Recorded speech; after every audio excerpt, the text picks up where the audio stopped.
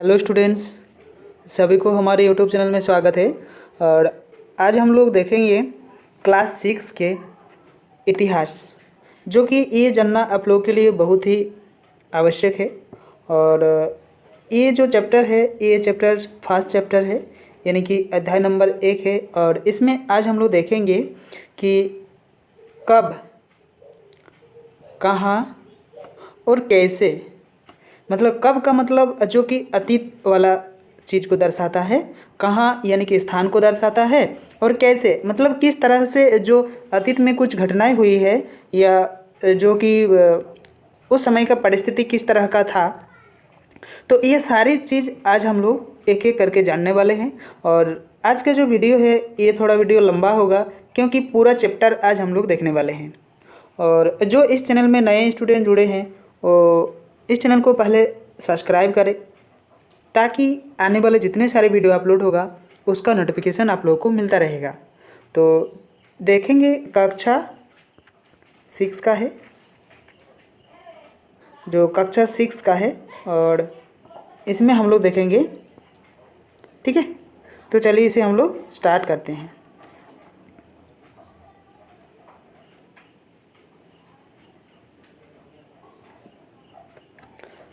तो चलिए हम लोग वीडियो को आगे बढ़ाते हैं। आज दुनिया ने खूब तरक्की कर ली है। देखिए, आज दुनिया जो है, दुनिया का मतलब आप लोगों को समझ में आ रहा है, यानी कि पूरा विश्व की बात हो रही है। ठीक है, यह बहुत तरक्की का मतलब डेवलप हुआ है। खूबसूरत सड़कें, ऊंची इमारतें, आधुनिक समाज की प्रगति मानक बन गया है। और यह आधुनिक जो समाज है ये क्या बन गया है, एक मानक जैसा बन गया है। यह विकास रातों रात नहीं हुआ है। जो ये विकास हम लोग देख रहे हैं ये जो है रातों रात नहीं हुआ है। ये विकास जो है बहुत धीरे, स्लोली जैसे हो रहा है। इंसानों ने बैलगाड़ी, हवाई जहाज़ तक का विकास यात्रा एक दिन में पूरी नहीं की है। जो कि इसका जैसे बैलगाड़ी से लेकर हवाई जहाज़ तक का जो विकास हुआ है, क्या ये एक दिन में संभव हुआ है? नहीं हुआ है, कभी भी नहीं हुआ है। तो इसमें बनने के लिए बहुत दिन समय लगा है।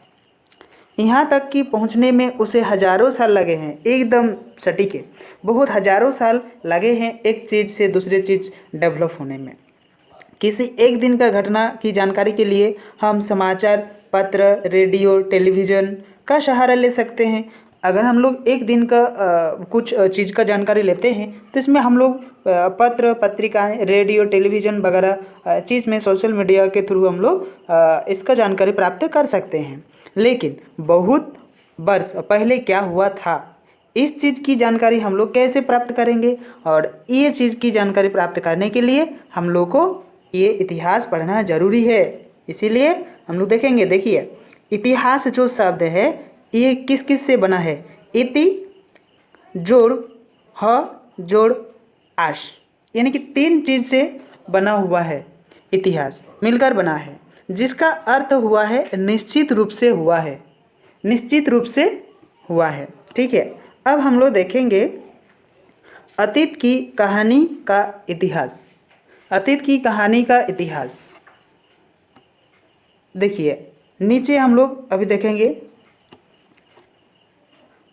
बीते दिनों के मकानों की कहानी, मानकों की कहानी, इतिहास हम लोग कहेंगे। जो बीते दिन में कुछ चीज़ एक घटना हुई थी, वही घटना हम लोग क्या कहेंगे, जो मानक रूप से घटी है, चेंज हुई है, या फिर जो उस समय कुछ घटना हुई है उसी चीज़ को हम लोग ये चीज़ देखते हैं। जैसे वर्तमान में समझने के लिए इतिहास का महत्वपूर्ण योगदान रहा है, और हमारे पूर्वजों की जीवन कैसा था और किन किन चीज़ों की प्रयोग वगैरह किया है, ये भी बहुत जानना आवश्यक है। यानी कि इतिहास हमारे जीवन को परिवर्तन, यानी कि जीवन को परिवर्तन करने के लिए इतिहास सबसे बड़ा साक्षी है। और जब तक हम लोग इतिहास को नहीं जानेंगे तब तो हम लोग का डेवलप नहीं होगा। क्योंकि देखिए, जब हम लोगों का जो संस्कृति है, ये संस्कृति अगर हम लोग आज मिला है तो किस तरह से मिला है? हम लोग तो जब हम लोग पीछे तरफ नहीं देखेंगे तो कैसे पता चलेगा कि उस समय कैसा था, किस तरह से शादी ब्याह होते थे, किस तरह से कोई मर जाता था तो उसको कैसे दफनाया जाता था, वगैरह वगैरह जो चीज़ हम लोग के सामने आता है, कैसे पर्व त्यौहार को मनाया जाता था। तो ये चीज़ जानकारी के लिए हम लोग को इतिहास पढ़ना ज़रूरी है। तो ये वर्तमान में क्या है, ये समझने के लिए हम लोग को इतिहास का बहुत बड़ा एक योगदान हम लोग को दिया है। चलिए इसे हम लोग आगे बढ़ते हैं। देखिए इसमें हम लोग देखेंगे परेशानियों का सामना करना पड़ता है। हाँ ये वास्तव है, बहुत सारा चीज़ का हम लोग को सामना करना पड़ता है। उसका हल कैसे निकालते थे, अतीत के लोग कहाँ रहते थे, ये क्वेश्चन है। आप लोगों के लिए जानना जरूरी है कि उस समय जो लोग थे वो लोग कहाँ रहते थे, किस तरह से रहते थे, क्या खाते थे, क्या पीते थे, रात में खाते थे, दिन में खाते थे, कब क्या करते थे, किससे मिलते थे, ये बहुत क्वेश्चन है। ठीक है, लोग क्या खाते थे, उसका पहनावा कैसा था, उसका घर की बनावट कैसी थी। यह समय शासक के अतिरिक्त व्यापारी, कारीगर, किसान, पुरोहित, मजदूर सभी समाजों के लिए एक महत्वपूर्ण अंग थे। यानी कि अब समझिए कि जो व्यापारी है ना, व्यापारी किसे कहा जाता है, व्यापारी जो व्यवसाय करते हैं वही। कारीगर किसे कहा जाता है, कारीगर हम लोग कहेंगे जो लोगों के द्वारा कुछ नया नया चीज़ बनाया जाता होगा उसे ही हम लोग कारीगर कहेंगे। किसान जो कि हम लोगों के यहाँ जो काज करते हैं, खेती बाड़ी करते हैं, जो फसल उगाते हैं, गेहूँ, धान, जौ, बाजरा, बहुत सारा ऐसा फसल है जो किसान लोग उगाते हैं, तो वही होता है किसान। पुरोहित कौन होता है कि समाज में पहले तो अगर हम लोग देखेंगे, पहले तो समाज में पुरोहित का ही सबसे बड़ा योगदान था। पुरोहित ही क्या करते थे, उस समाज में एक राजा जैसा भूमिका पालन करते थे और शिक्षा देते थे। मतलब महत्वपूर्ण काम जो करते थे वो पुरोहित लोगों के द्वारा ही किया जाता था। ठीक है, मजदूर जो लोग खेत खलियान माठ घाट में काम करते हैं वही होता है मजदूर। उसके विषय में जाने बिना हम उस समाज को सही ढंग से नहीं समझ सकते। सही बात है, अगर ये चीज़ हम लोग नहीं जानेंगे तो हम लोग कैसे आगे बढ़ेंगे। इसीलिए इतिहास अब हमारे समाज में केवल उच्च वर्गों का ही नहीं बल्कि निचले स्तर के लोगों को ही रुचि भी जानने का प्रयास किया जाता है। यानी कि सभी वर्गों के लिए ये चीज़ जो है बहुत फ़ायदेमंद है, बहुत फ़ायदेमंद है। वास्तव में पहले इतिहास का ज़्यादातर तारीख घटनाएं, विशेषकर राजनीतिक घटनाओं की भरमार रहती थी। तो उस समय ये सारे तारीख डेट का है ना, घटना का, विशेषकर राजनीतिक रूप से भी ये चीज़ का बहुत एक महत्वपूर्ण भूमिका रही होगी। अब इतिहास के जीवन में जुड़े विभिन्न पहलुओं का अध्ययन हम लोग करेंगे। यानी कि किस किस चीज़ जो है हमारे इतिहास से जुड़ा हुआ है ये चीज़ का अध्ययन करेंगे। इतिहास के जानकार इतिहासकार कहा जाता है। जो इतिहास का जानकारी प्राप्त करते हैं, जानकारी रहता है, उसे ही हम लोग क्या कहेंगे, इतिहासकार कहेंगे। देखिए अब हम लोग देखेंगे क्यों आवश्यक है इतिहास का ज्ञान। हम लोगों को क्यों आवश्यक है इतिहास का ज्ञान। अगर हम लोग इतिहास का ज्ञान प्राप्त नहीं करेंगे तो हम लोग का क्या होगा, ये क्वेश्चन है। तो अगर हम लोग इसका क्वेश्चन का अगर हम लोग आंसर ढूंढेंगे तो इसका आंसर हम लोग को ये मिलेगा, अगर हम लोग इतिहास का ज्ञान प्राप्त नहीं करेंगे तो आगे हम लोग अच्छे से बढ़ नहीं पाएंगे। तो चलिए इसे हम लोग देखते हैं।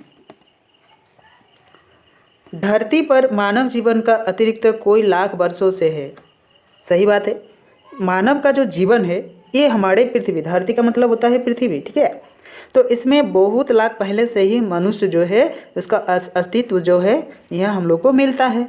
हम अनेक वर्तमान का अध्ययन अतीत के ज्ञान के बिना नहीं कर सकते हैं। अतीत का जो ज्ञान है, वर्तमान में अतीत को हम लोग नहीं लेंगे तो हम लोग वर्तमान में कुछ काम नहीं कर पाएंगे। जैसे कि मान लीजिए हम लोग कुछ नया समाज में कुछ हम लोग जब करते हैं तो क्या, जैसे मान लीजिए कि शादी ब्याह होता है तो क्या हम लोग कोई नया रूप से हम लोग कर पाएंगे, कभी नहीं। तो हमारे बुजुर्ग लोग क्या बोलते हैं कि अरे ऐसा करो, इसको उसको ऐसा करो, इसको ऐसा करो। जब कोई मनुष्य मर जाता है तो उसको दफनाने के लिए बहुत सारे नियमें होते हैं। तो ये हम लोग को कहाँ से मिला है, अब वही तो होता है इतिहास। मतलब जो कोई पिछले चीज़ की जानकारी हम लोग को मिलता है उसी से ना हम लोग सीखते हैं और उसी के अनुसार हम लोग करते हैं। अगर थोड़ा बहुत गलती हो जाता है तो कोई बुजुर्ग वयस्क जो लोग होते हैं वो लोग कहेगा अरे आप लोग गलती कर दिए, इस तरह से हम लोग नहीं करते थे, हमारे दादाजी भी इस तरह से नहीं करते थे, आप लोग कैसे कर दिए इस तरह से। तो ये इतिहास से तुलना हुआ कि नहीं वर्तमान में, तो यही होता है, ठीक है।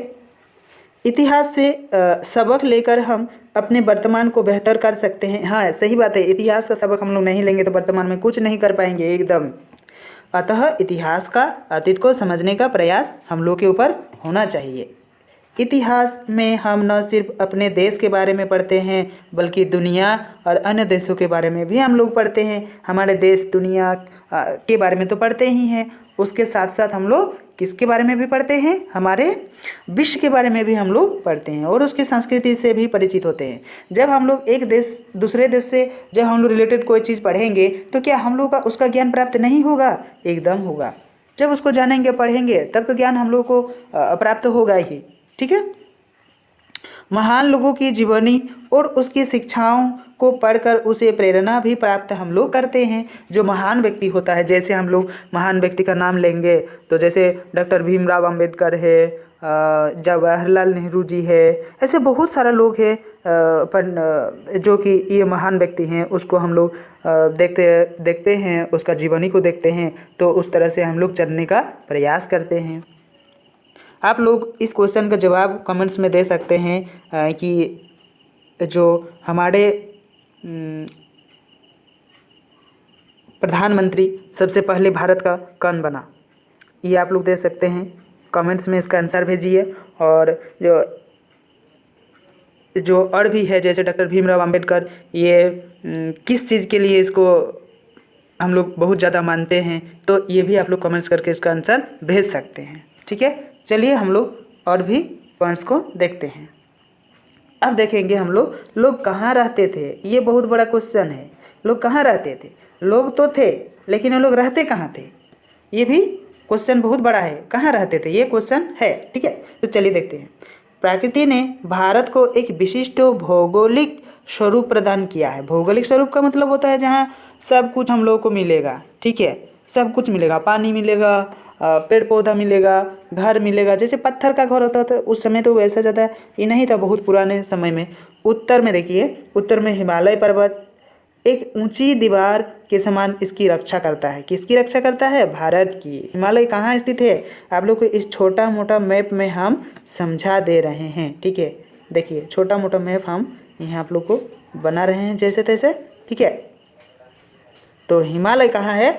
ये होता है हिमालय का हिस्सा, ये। ठीक है, ये जगह हिमालय है। तो ये एक दीवार की भांति हम भारत का क्या करता है? रक्षा कर रहा है अभी। ठीक है, चलिए इसे हम लोग आगे देखते हैं।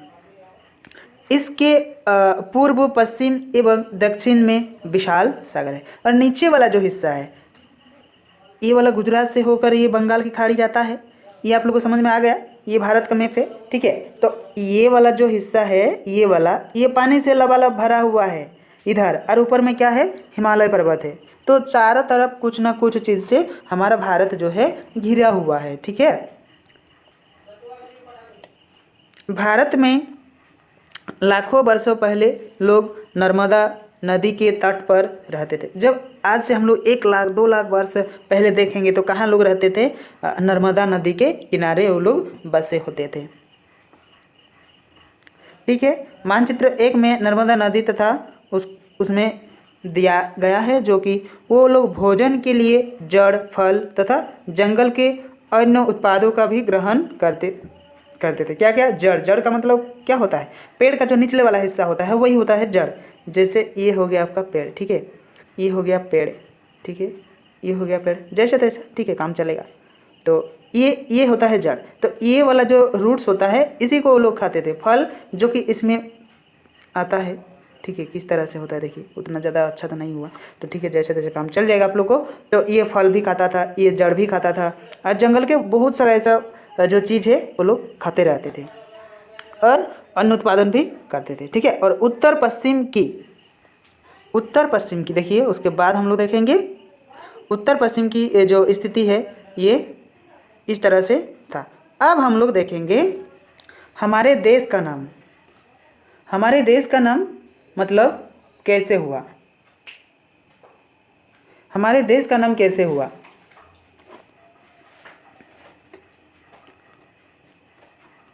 देखिए, अपने देश के लिए हम इंडिया तथा भारत जैसे नामों का प्रयोग करते हैं। एकदम सही बात है, हम लोग इंडिया के नाम से भी जानते हैं और भारत के नाम से भी हम लोग क्या करते हैं? जानते हैं। जैसे नामों का प्रयोग करते हैं। और इंडिया शब्द इंडस यानी कि INDUS से निकला है। इंडस से निकला है इंडिया शब्द, ठीक है। देखिए और भी देखते हैं, चलिए। जिसे संस्कृति में सिंधु कहा गया है, इस इंडस को क्या कहा गया है? संस्कृत भाषा में सिंधु कहा गया है। और ईरानियों और यूनानियों ने क्या किया? देखिए, ईरानी और यूनानियों ने इसे किस नाम से जाना? यूनानियों ने सिंधु को हिंदोस अथवा इंडोस, हिंदोस अथवा इंडोस, और इस नदी के पूर्व में स्थित भूमि जो प्रदेश, वह इंडिया कहा गया। यानी कि उसके पूर्व में जो है उसे हम लोग इंडिया कहते थे। भारत का नाम प्रयोग उत्तर पश्चिम में रहने वाले लोग के लिए, समूह के लिए किया गया था। समूह के लिए किया गया था, ठीक है। जो बहुत सारा लोग एक साथ रहते हैं तो उसे हम लोग क्या कहेंगे? समूह में रहता था, और वही होता है, वही उसी को कहता है। जिसका उल्लेख हम लोग को कहाँ पे मिला है? ऋग्वेद में मिला है। तो आप लोग को और भी एक क्वेश्चन का जवाब देना होगा कि जो हम लोग का वेद है, ये कितने प्रकार के वेद हैं? और 1 2 3 4 5 6 करके आप लोग कमेंट्स में लिखिए। और जो सबसे पुराना वेद है ये कौन सा वेद है? ये भी क्वेश्चन आप लोग के लिए है, ठीक है। तो इसका आंसर आप लोग कमेंट्स में भेजिए। ऋग्वेद से मिलता है, बाद में इसका इस्तेमाल देश के लिए होने लगा। ऋग्वेद से तो इसका अर्थ हम लोग को मिल गया, लेकिन बाद में हमारे देश के लिए ये प्रयोग होना शुरू हुआ। अरबों ने इस धरती को अल हिंद और तुर्कों ने हिंदुस्तान से पुकारा। अल हिंद ने, जो अल हिंद और तुर्कों ने हिंदुस्तान पुकारा है, और अरबों ने, अरबों की धरती जो है वो हिंद कहा है, ठीक है। यानी कि इसीलिए हिंदुस्तान भी हुआ और इंडोस नाम से जो इंडिया भी बना। अब हम लोग देखेंगे इसका नेक्स्ट देखेंगे। देखिए इसमें हम लोग को मिलेगा, क्या मिलेगा? काल निर्धारण। काल निर्धारण कैसे हम लोग करते हैं? काल का मतलब होता है समय। इसका निर्धारण हम लोग कैसे करते हैं? देखो, काल के आधार पर इतिहास को 3 भागों में बांटा गया है। काल के आधार पर, समय के आधार पर कितने भागों में बांटा गया है? इतिहास को 3 भागों में बांटा गया है। पहला क्या है? देखिए, पहला जो है यह हो गया आपका प्रागैतिहासिक काल। सेकेंड नंबर में दिया हुआ है ऐतिहासिक काल। थर्ड नंबर में दिया हुआ है आद्य ऐतिहासिक काल, ठीक है। इस तीनों काल के बारे में आज हम लोग डिटेल्स में चर्चा करने वाले हैं। तो चलिए इसे भी हम लोग आगे बढ़ते हैं। लिखने का कला सीखने के पहले भी मानव लाखों वर्षों पहले तक इस धरती पर रह चुका है। जब ये लिखने का समय आया, जब हम लोग का प्रमाण मिला, इससे बहुत पहले से हमारे पृथ्वी में लोग रहते थे, बहुत लोग रहते थे, ठीक है। जिस काल में मनुष्य का कोई लिखित साक्ष्य नहीं मिला उसे प्रागैतिहासिक काल कहा गया है। यानी कि लिखने का साक्ष्य जो हम लोग को नहीं मिला था उस समय, उस काल को क्या कहा जाता है? प्रागैतिहासिक काल हम लोग कहेंगे उसे, ठीक है, कहा गया है। बाद में मानवों ने लिखना सीखा। बाद में क्या हुआ? लिखना सीख गया। मानव की प्रगति की कहानी के उस भाग को इतिहास कहते हैं। जब वहाँ स्टार्ट हुआ लिखने का तब उसे हम लोग इतिहास कहेंगे, जिसके लिए लिखित विवरण मिलते हैं। जैसे हम आज देखते हैं ना, बहुत सारा शिलापट में या शिला में, पत्थर में लिखा हुआ मिलता है, उकेरा हुआ मिलता है। तो ये उसी समय से मतलब लिखा गया था। कोई कागज़ पेपर वगैरह ये चीज़ उस समय नहीं था पहले। आद्य ऐतिहासिक काल उसे कहते हैं जिसमें लिखित साक्ष्य मिले हैं लेकिन उसे अभी तक पढ़ा नहीं जा सका। यानी कि जो ये ऐतिहासिक काल है ये भी मिला है, लेकिन जो लिखा हुआ चीज़ हम लोग को मिल रहा है वो लिखा हुआ चीज़ अभी कोई ऐसा कोई वैज्ञानिक नहीं, इतिहास का नहीं है जो कि उसको पढ़ के समझे। उसको पढ़ के कोई क्या लिखा हुआ है ये अभी तक कोई किसी के समझ में नहीं आया है, ठीक है। तो उस काल को हम लोग जो साक्ष्य मिला है वो ऐतिहासिक काल उसे कहेंगे। देखिए यहाँ एक चित्र लिखा हुआ है, देखिए ये हम लोग को क्या है, ये संस्कृत में लिखा हुआ है और ये पांडुलिपि कहा जाता है। आप लोग इसे नोट करिए, ये जो चित्र में दिख रहा है इसको आप लोग नोट करते जाइए। ये क्या कहा जाता है? इसको पांडुलिपि, यानी कि ताड़पत्र भी कहा जाता है और पांडुलिपि, दोनों ये होता है, ठीक है। दोनों रूप से इसको हम लोग जानते हैं। अब देखिए हम लोग जानने वाले हैं इसका जो अतीत की जानकारी, ठीक है। अतीत की जानकारी के बारे में हम लोग पढ़ेंगे। अतीत को जानने के लिए कोई माध्यम है, एकदम राइट। अतीत को जानने के लिए कोई तो माध्यम होना चाहिए, नहीं तो कैसे हम लोग जान पाएंगे। कोई भी चीज़ हो, किसी का माध्यम के बिना हम लोग थोड़ी ना जान पाते हैं, तो किसी का माध्यम होना जरूरी है, जिसकी सहायता से हम हजारों साल पहले की बात जान सकते हैं। उसी माध्यम के अनुसार हम लोग क्या करते हैं, हजारों पुराने साल जो चीज़ हम लोग के सामने आता है तो उसे हम लोग जान पाते हैं। पुस्तक एक प्रमुख साधन है। हाँ, पुस्तक तो है ही। जैसे आज हम आप लोग को समझा रहे हैं, पढ़ा रहे हैं इतिहास के बारे में, तो क्या हम तो दूसरा कुछ चीज़ से सहायता नहीं लिए हैं, ओनली पुस्तक के माध्यम में ही हम लोग जो है आप लोग को समझा रहे हैं। उस ज़माने में आज की तरह प्रिंटिंग मशीन नहीं थी, पेंटिंग मशीन नहीं थी। उस समय तालपत्र में जो पहले हम लोग दिखाए ना, उसी तालपत्र में उसको लिखा जाता था, इसीलिए इन पुस्तकों को हाथ में लिखा जाता था। और मशीन टाइपिंग का जो मशीन उस समय नहीं था, तो उसमें हाथ में, जैसे हम लोग कॉपी में लिखते हैं ना, तो उसी तरह वो लोग क्या करते थे, हाथ में लिखते थे और पुस्तक बनाते थे, जिसे हम पांडुलिपि के नाम से जानते हैं। इससे पहले हम लोग समझे कि पांडुलिपि क्या होता है। ताड़पत्र भी होता है और उसी को हम लोग पांडुलिपि भी कहते हैं। चलिए उसे और भी जानते हैं। पांडुलिपि को अंग्रेजी भाषा में मैन्यूस्क्रिप्ट भी कहा जाता है, मैन्यूस्क्रिप्ट भी कहा जाता है, जो कि लैटिन शब्द में मेनू से बना है। ये जो किस भाषा से बना है, लैटिन भाषा से बना है, और मेनू शब्द से इसका निर्माण जो है बना है, निर्माण किया गया है, जिसका अर्थ हाथ है। यानी कि उस समय तो हाथ में ही न लिखते थे, तो इसीलिए हाथ से रिलेटेड ये चीज़ को रखा गया है। ये पांडुलिपियाँ प्राय ताड़पत्र अथवा हिमालय क्षेत्र में उगने वाले भुर्ज नामक पेड़ की छाल से विशेष रूप से तैयार भोजपत्र में भी लिखी जाती थी, जो कि हिमालय पर्वत है। आप लोग जानते हैं हमारे भारत के उत्तरी भाग में हिमालय स्थित है, और वहाँ पे क्या मिलते हैं, भोजपत्र करके एक विशेष नामक पेड़ होता है, भुर्जपत्र, भुज नामक पेड़, और उसी के छाल में लिखा जाता था, उसी में लिखा जाता था। इन वर्षों में कोई पांडुलिपियाँ नष्ट हो गई है। हाँ, वो तो सही बात है। ये पुस्तक हमारे लिए उतना फायदेमंद नहीं होता है, जो ये भी नष्ट होते जाता है, और ताड़पत्र क्या चीज़ें, वो तो नष्ट होगा ही। फिर भी कुछ पांडुलिपियाँ आज भी सुरक्षित है, लेकिन इतिहास को जानने के लिए अभी तक बहुत सारा ऐसा तालपत्र जो है मौजूद रखा हुआ है। इतिहास की जानकारी के लिए पुस्तक एक सशक्त माध्यम है, एकदम राइट। इतिहास को जानने के लिए हम लोग को पुस्तक पढ़ना जरूरी है। वेद भारत का सबसे पुराना ग्रंथ है। जो वेद है, हम इससे पहले आप लोग को एक क्वेश्चन दिए थे कि हमारे भारत में कितने वेद होते हैं, इसका आप लोग कमेंट्स में लिखिए। जैसे सबसे पुराना वेद है उसका नाम भी आप लोग लिखिए, तो वही वेद से ही भारत का सबसे पुराना ग्रंथ हम लोग उसे मानते हैं। उपनिषद, महाकाव्य, रामायण, महाभारत, पुराण, बौद्ध एवं जैन धार्मिक ऐतिहासिक से भी इतिहास की जानकारी मिलती है, यानी कि महाभारत से भी मिलती है। उपनिषद कौन होता है, जो कि ग्रंथ के सामने होता है, वही उपनिषद होता है। महाकाव्य जो कि बड़ा बड़ा काव्य क्या क्या है, रामायण है, महाभारत है, ये दोनों महाकाव्य है, ठीक है। तो सबसे पुराना जो महाकाव्य है ये क्या है, रामायण है सबसे पहला, और दूसरा है महाभारत।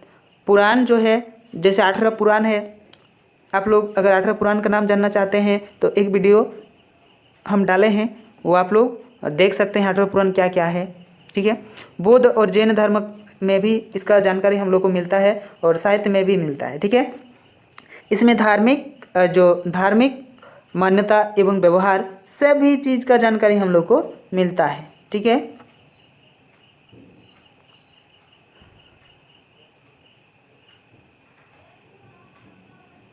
उसके बाद देखिए सभी चीज़ का जानकारी हम लोग को वहाँ से मिलता है, व्यवहार का भी, ठीक है।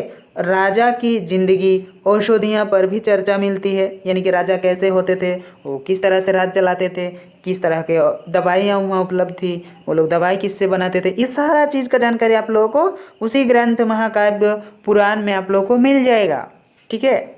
चंद्रगुप्त मौर्य प्रधानमंत्री, चाणक्य की रचना, अर्थशास्त्र और कश्मीरी और कवि कल्हन, कि राजतंत्र गिनी जैसी गैर धार्मिक पुस्तक से भी भारतीय इतिहास को समझने का आसानी होती है। ये चीज़ का अगर हम लोग अध्ययन करेंगे, जानेंगे, तो हम लोग को ये बहुत आसान होगा। ये इतिहास को हम लोग एकदम सरल भाषा में, सरल शब्द में, सरल चीज़ से हम लोग उसको समझ सकते हैं। इस विदेशी लेखकों ने भी भारतीय इतिहास के बारे में भी लिखा है और बहुत सारे ऐसे विदेशी इतिहासकार है जो कि हमारे भारत के बारे में लिखा है। प्राचीन भारत के भारतीय इतिहास के बारे में ज़्यादातर जानकारी हमें पुरातत्व चीज़ों से ही मिलती है, विभाग द्वारा जुटाए गए सबूतों से मिलती है और प्राचीन काल के अवशेष। एक चीज़ आप लोग समझ जाइए, ये अवशेष क्या होता है? अवशेष ये होता है जो अब तक कोई चीज़ बचा हुआ है, यही होता है अवशेष। कोई चीज़ बचा हुआ है वही होता है अवशेष। जैसे एक मिट्टी का हांडी हो गया, एक ईंट हो गया, एक गमला हो गया, एक छोटा मोटा जो मूर्ति होता था ये हो गया, मतलब हड्डी हो गया, ये होता है अवशेष। इसी चीज़ से हम लोग को और भी प्राचीन चीज़ों का जानकारी मिलता है। अध्ययन को पुरातत्व विज्ञान भी कहा जाता है। हाँ, जो इस चीज़ का अध्ययन करते हैं तो उसे हम लोग पुरातत्व विज्ञान भी कहा जाते हैं, क्योंकि उसी चीज़ से हम लोग को जानकारी प्राप्त होता है। ठीक है। अवशेषों में स्मारक, सिक्के, मिट्टी के बर्तन, जो हमें इससे पहले हम आप लोग को बताया ना कि इस तरह से जो हांडी होते थे इस तरह से, तो इससे भी हम लोग को मिलता है।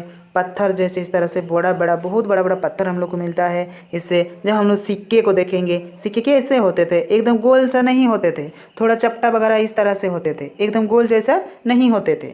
तो इससे भी हम लोग को जानकारी मिलता है। धातु के औजार, धातु का मतलब जैसे तांबा हो गया, उससे हम लोग को बहुत सारा औजार। औजार का मतलब क्या है? औजार का मतलब होता है कि जिस चीज़ से हम लोग कुछ चीज़ बनाते थे, जैसे कि हम लोग खेती करते हैं तो औजार का उपयोग करते हैं। तथा प्रतिमाएं, मैंने पहले आप लोग को बताया कि कुछ प्रतिमा का मूर्ति जैसे हम लोग को मिलता है, तो उस मूर्ति में क्या कौन सा चीज़ निर्देश करता है, इसके बारे में हम लोग को जानकारी प्राप्त है।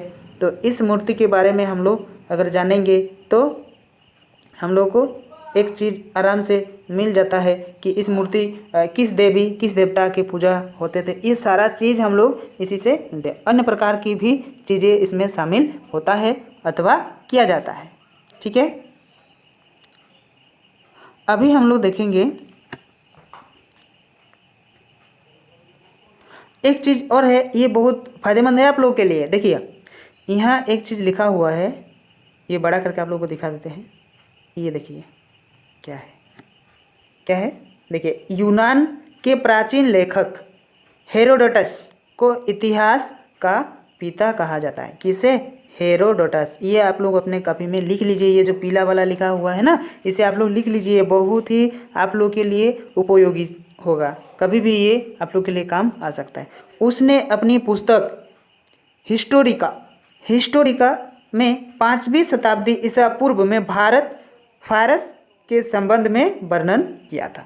ठीक है, 5वीं शताब्दी में ये इसको लिखा और इसी से हम लोग का इतिहास जो है शुरू हुआ। तो आप लोगों को ये लिख के रखना बहुत ज़रूरी है। यानी कि हिस्टोरिका जो पुस्तक का नाम था और किसने लिखा था? हेरोडोटस ने लिखा था। ये आप लोग को याद में रखना चाहिए। चलिए इसे हम लोग आगे देखते हैं। अभी देखिए कुछ चीज़ हम आप लोग को दिखा रहे हैं। ये देखिए मिट्टी का हांडी दिख रहा है और इसमें प्राचीन चीज़ का कुछ देखिए, प्राचीन चांदी का सिक्का इस तरह से होता था। ये आप लोग दिख रहे हैं, ये चीज़ ये आप लोग को दिख रहा है ना, ये होता है सिक्का। और ये जो है मैंने हांडी का चित्र उससे पहले बना के दिखाएं आप लोग को, फिर भी आप लोग देख लीजिए यहाँ। ठीक है, तो ये सिक्का जो है लगभग 2500 वर्ष पूर्व ये सिक्के का प्रयोग होता था, अभी नहीं। ठीक, अभी देखिए, अभी हम लोग देखेंगे इसको। देखिए ये चीज़ हम लोग देखेंगे, यानी अशोक के उत्कर्ण लेखों का सबसे प्राचीन माना गया है और उसके अभिलेख ब्राह्मी खरोष्टी अरामेकाई लिपि में उसको लिखा गया था। और अशोक के अभिलेखों का सबसे पहले जो कि 1837 ईस्वी में जेम्स फ्रिम्स ने पढ़ने का भी सफलता हासिल की है। ये पढ़ना भी तो किसी को चाहिए, नहीं तो नहीं पढ़ेगा तो फिर कैसे पता चलेगा कि ये किस चीज़ के बारे में लिखा हुआ है। ठीक है, अभी देखिए, स्मारक में प्राचीन इमारतें, मंदिर, मूर्ति भी आती है। स्मारक के रूप में अगर हम लोग देखेंगे तो ये मंदिर, मूर्ति, प्राचीन जो कि पुराना है, उसी चीज़ के बारे में ये स्मारक दर्शाता है। ठीक है, इसमें विभिन्न युगों की सामाजिक, धार्मिक, आर्थिक परिस्थितियों की जानकारी हम लोग को मिलता है। और शिलाओं, खंभों, पत्थरों की दीवारों, मिट्टी तथा पत्थर के छोटे फलकों, फलक किसे कहा जाता है? फलक जो हिस्सा होता है, मतलब उसका पृष्ठ होता है, वही होता है उसका फलक। ठीक है, पर उकेरे गए लेखों हमारी जानकारी महत्वपूर्ण माध्यम है। मैंने पहले बता दिया, इस तरह से पत्थर होता था तो उसमें बहुत सारा ऐसा चीज़ लिखा हुआ रहता था, इस तरह से उसमें लिखा हुआ रहता था। ठीक है, तो ये चीज़ उकेरा हुआ रहता था। इसे देखिए, लेखों के माध्यम से हम लोग उसे जानते हैं और उसे एपिग्राफी क्या कहा जाता है? एपिग्राफी कहा जाता है। ठीक है, ये देखिए, एपिग्राफी उसे कहा जाता है। और लिखने की सबसे पुरानी प्रणाली हड़प्पा के मुद्राओं, मुद्रा का मतलब पैसे से है, पैसों को ही मुद्रा कहा जाता है, में पाई जाती है। लेकिन उससे पढ़ने की अभी तक सफलता नहीं मिली। हम लोग को मिला है, ठीक है, लेकिन उसमें क्या लिखा हुआ है ये चीज़ का जानकारी अभी तक किसी ने प्राप्त हम लोग को नहीं करवाया है। जैसे कि सिक्कों में भी ऐतिहासिक जानकारी का स्रोत है, ये सिक्का बहुत ही जानकारी का एक स्रोत है हम लोग के लिए, लेकिन फिर भी ये जानकारी हम लोग के लिए उपलब्ध अभी तक किसी ने अच्छे ढंग से नहीं करवाया है। ठीक है, मतलब पढ़ के कोई सफल नहीं हुआ है, लेकिन उसे पढ़ने का अभी तक सफलता नहीं मिली है। सिक्के भी ऐतिहासिक के लिए जानकारी प्राप्त स्रोत है। हाँ, ठीक है। और प्राचीन काल में जो चांदी, सोने, तांबे के सिक्के में प्रचलन थे, ये आप लोग जब क्लास 7 में आप लोग आएंगे ना, तो उस समय आप लोग को इसके बारे में और डिटेल से जानकारी मिलेगा। जब 8 में आएंगे तो उस समय और डिटेल्स में इसका जानकारी हम लोग को मिलेगा। ठीक है, तो देश के लिए पहली बार लिखित स्वर्ण सिक्के हिंद यमन शासक ने चलवाया। ये क्वेश्चन आप लोगों के लिए इम्पोर्टेंट है कि स्वर्ण का सिक्के किसने चलवाया था सबसे पहले? तो ये हिंद यमन शासक ने चलवाया था। ठीक है, हस्तलिपि भी प्राचीन काल की जानकारी प्राप्त, जो जानकारी हम लोग को देता है, ये एक स्रोत है। हस्तलिपि मतलब हाथ से लिखा हुआ कोई भी चीज़ हम लोग के लिए एक बहुत बड़ा जानकारी प्राप्त कराने का कार्य करता है। पाली और प्राकृत भाषाएं अब हमारे देश में कम बोली जाती है। पाली और प्राकृत भाषा ये नहीं के बराबर हमारे यहाँ बोलते हैं, पहले ये यही चीज़ का बोलबाला रहा होता था। कोई किताबों में संस्कृत, अरबी भाषा भी है, कोई किताब जो है वो फारसी भाषा भी है, अरबी भाषा भी है, ये मतलब चलता था उस समय। दक्षिण भारत में बोली जाने वाली तमिल भाषा भी काफ़ी पुराना इतिहास हम लोग को मिलता है। जो कि दक्षिण भारत हमारे इस तरह से भारत बनता है, तो इस तरह से भारत बन गया, तो ये हो गया आपका दक्षिण भारत। जैसे तमिलनाडु हो गया, आपका केरला हो गया, आपका थोड़ा सा महाराष्ट्र भी थोड़ा सा आएगा, मतलब इधर आंध्र प्रदेश हो गया, कर्नाटक हो गया, तो ये हो गया आपका दक्षिण भारत का हिस्सा। तो इसमें हम लोग को इस तरह का जो भाषा है, ये हम लोग को थोड़ा बहुत पुस्तक अभी भी उससे मिलता है, अभी भी उससे हम लोग को ये मिलता है। तो हमने अब आप लोग को ये चैप्टर पूरा कंप्लीट करा दिए, और इसका जो प्रश्न उत्तर है इसका भी एक वीडियो डालेंगे। तो जो स्टूडेंट नए हैं इस चैनल में, वो ज़रूर इसे सब्सक्राइब करें, ताकि कोई ऐसा ना हो कि आप लोग को छूट जाए। और अपना दोस्त को भी शेयर कीजिए, ताकि उसको भी इसका लाभ मिल सके।